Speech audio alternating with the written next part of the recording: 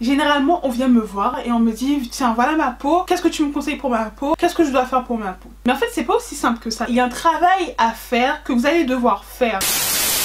Toutes les peaux peuvent être déshydratées, mais toutes les peaux ne sont pas nécessairement sèches.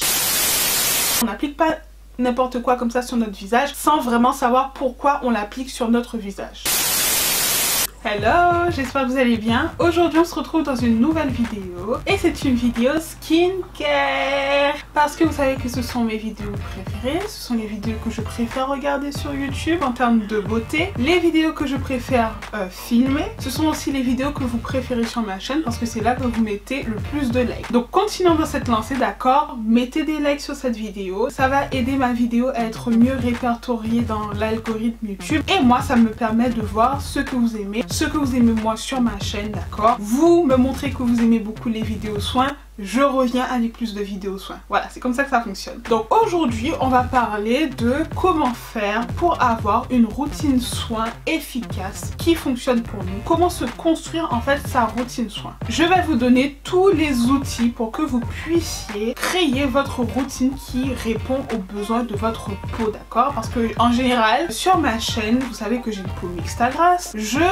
fais des routines soins qui répondent aux besoins des peaux mixtes à grasse parce que c'est ce que je connais, mais je suis consciente que sur ma chaîne on n'est pas toutes à avoir une peau mixte à grasse. Donc aujourd'hui je vais m'adresser non seulement aux peaux mixtes à grasse mais aussi aux peaux sèches, très sèches, normales, très grasses, peu importe le type de peau que vous avez. Aujourd'hui vous allez savoir comment vous créer votre routine soin. Petit disclaimer, je ne suis pas dermatologue, d'accord, je ne suis pas médecin, je vous donne des conseils qui vont vous permettre de vous forger votre routine par rapport à ce que j'ai moi-même expérimenté, les recherches en fait que j'ai menées. Voilà, j'estime que j'ai quand même un minimum de connaissances à ce sujet, mais je ne suis pas une professionnelle. Allez voir un professionnel si vous avez des problèmes de peau plus graves.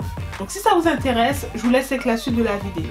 Généralement, on vient me voir, d'accord, et on me dit tiens, voilà ma peau, qu'est-ce que tu me conseilles pour ma peau? Qu'est-ce que je dois faire pour ma peau? Mais en fait, c'est pas aussi simple que ça, d'accord? Il y a un travail à faire que vous allez devoir faire, d'accord? Il faut que vous connaissiez votre peau. C'est la moindre des choses de connaître sa peau, d'accord? Et c'est pas aussi simple que ça, c'est pas en regardant ta peau comme ça que je vais pouvoir te dire ce dont ta peau a besoin. J'ai procédé dans cette vidéo en plusieurs points. Vous savez que j'aime bien procéder par étapes. Le premier point, c'est de connaître sa peau. C'est à vous de faire ce travail-là. Est-ce que vous avez une peau sensible? Est-ce que vous avez une peau normale? Une peau sèche, très sèche? Une peau mixte? Une peau mixte à grasse? Une peau mixte à normale? Très grasse? Bref, vous avez compris, il y a beaucoup de types de peau, d'accord? On peut être à cheval sur deux types de peau à la fois. Donc je vous avais déjà parlé de ça dans une autre vidéo. Alors si vous avez la peau sensible, votre peau est très réactive, vous avez la rougeur facile, des picotements, vous avez des plaques. Ça, ce sont des éléments qui vont vous permettre de savoir si vous avez une peau sensible. Quand vous avez la peau sèche, généralement vous le savez, d'accord? Vous avez la peau un peu qui tiraille. Vous craignez l'hiver parce que vous savez qu'en hiver votre peau va peler. La peau sèche, c'est une peau qui ne produit pas assez de corps gras. La peau sèche n'a pas ce film, vous savez, ce film gras qu'on a sur la peau, ça s'appelle le film hydrolipidique. Et bien la peau sèche ne le produit pas. Là vous savez que vous avez une peau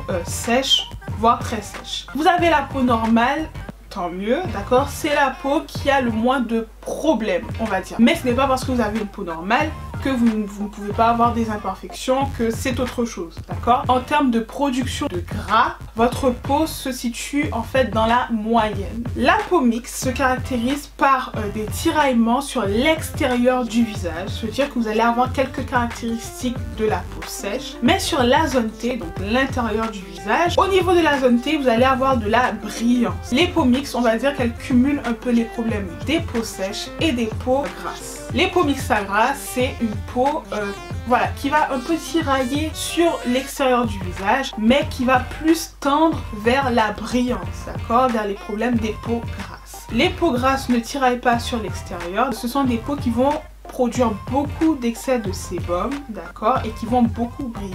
De même pour les peaux très grasses. Les peaux grasses ont tendance à produire des points noirs sans réelle raison, en fait, juste des points noirs comme ça. Donc ce sont un peu des éléments qui vont vous permettre de savoir grosso modo à quel type de peau vous appartenez. Observez votre peau, regardez comment votre peau réagit. Il s'agit de se connaître, il s'agit de savoir vraiment ce dont votre peau a besoin. On n'applique pas n'importe quoi comme ça sur notre visage sans vraiment savoir pourquoi on l'applique sur notre visage. On peut passer légèrement d'un type de peau à un autre, d'accord? Par exemple, moi je suis passée d'un type de peau gras à un type de peau mixte à gras, avec un meilleur entretien de la peau, mais vous n'allez jamais changer radicalement de type de peau, sauf problèmes hormonaux, maladies, etc.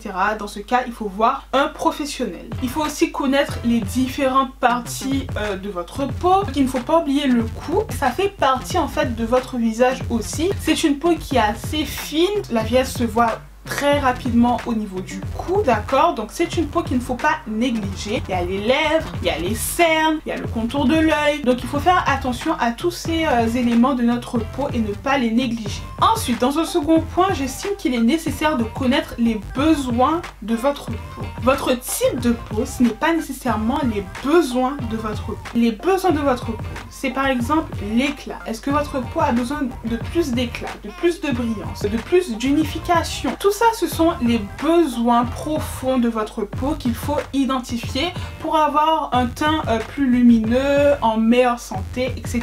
Il faut aussi faire la différence entre peau sèche et peau déshydratée. Je remarque qu'il y a souvent une confusion sur ce point-là. Toutes les peaux peuvent être déshydratées, mais toutes les peaux ne sont pas nécessairement sèches. Une peau sèche, on l'a dit juste avant, c'est un manque de corps gras en fait, que la peau peine à produire. Alors qu'une peau déshydratée, c'est un manque d'eau. Ce n'est pas exactement la même chose. Une peau mixte à grasse, une peau grasse, une peau très grasse peut être aussi déshydratée, et c'est là que les gens en fait font la confusion. Généralement ils ont la peau grasse mais ils ont peur de l'hydratation, et moi je vous ai toujours dit que j'ai la peau mixte à grasse mais je n'ai pas peur de l'hydratation. L'hydratation c'est mon meilleur allié. Ce n'est pas parce que ma peau produit des corps gras, elle produit du sébum, qu'elle n'a pas besoin d'hydratation. Troisième point, il faut faire ses recherches sur internet, avec YouTube. Il y a beaucoup d'informations qui sont à notre disposition. Comme ça vous allez pouvoir savoir à peu près où vous vous situez, et vous allez répondre à un certain nombre de questions que vous avez sur votre peau.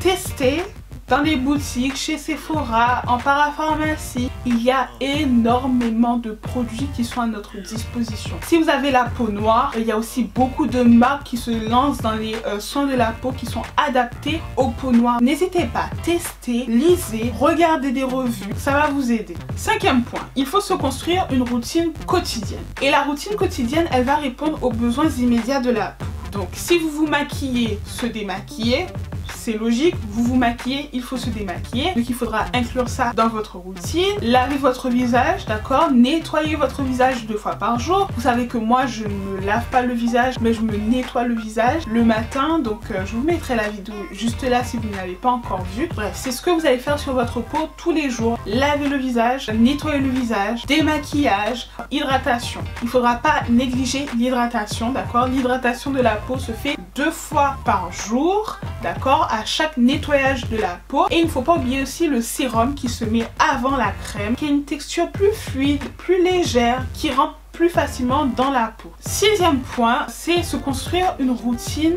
profonde. Et là, la routine profonde, elle va pas répondre aux besoins superficiels de la peau, mais elle va répondre aux besoins profonds de la peau. Et c'est pour ça que généralement, lorsque vous faites vos soins profonds, on vous recommande d'utiliser de la chaleur, de la vapeur sur la peau pour ouvrir vos pores. Parce qu'on veut que les produits qu'on va appliquer sur notre peau pénètrent en fait dans la peau. Il y a des personnes qui font des soins profonds 3 fois par semaine, 2 fois par semaine, 1 fois par semaine, 1 fois toutes les 2 semaines. Là encore, il faut tester. D'accord? Moi, j'aurais tendance à vous dire 2 à 1 fois par semaine.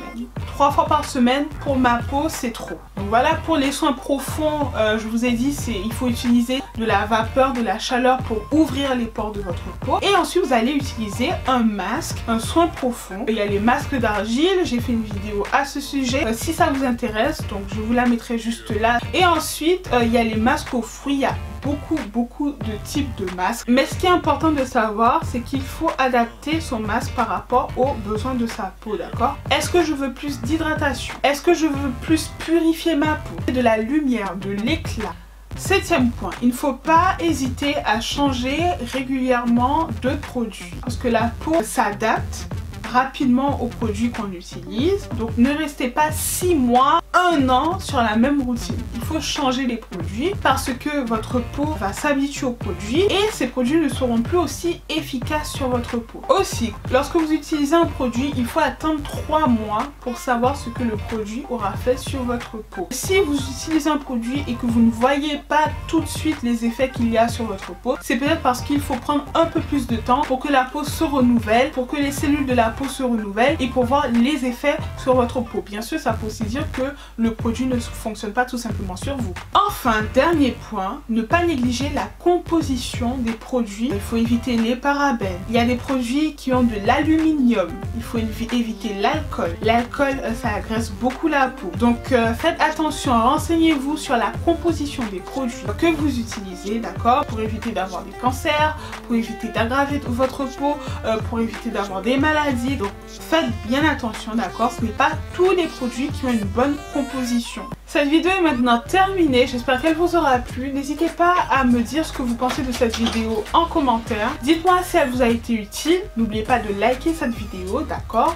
Dites-moi quel type de peau vous avez en commentaire, moi j'aime bien savoir, avec les soins c'est mon truc quoi, j'aime bien ça, donc dites-moi ça en commentaire. Suivez-moi sur les réseaux sociaux, d'accord, je suis très active sur Instagram, mais il y a aussi Snapchat, il y a Facebook, il y a Twitter, donc abonnez-vous là-bas, d'accord, et puis croyez en vos rêves, aimez-vous, moi je vous aime et je vous retrouve dans une prochaine vidéo.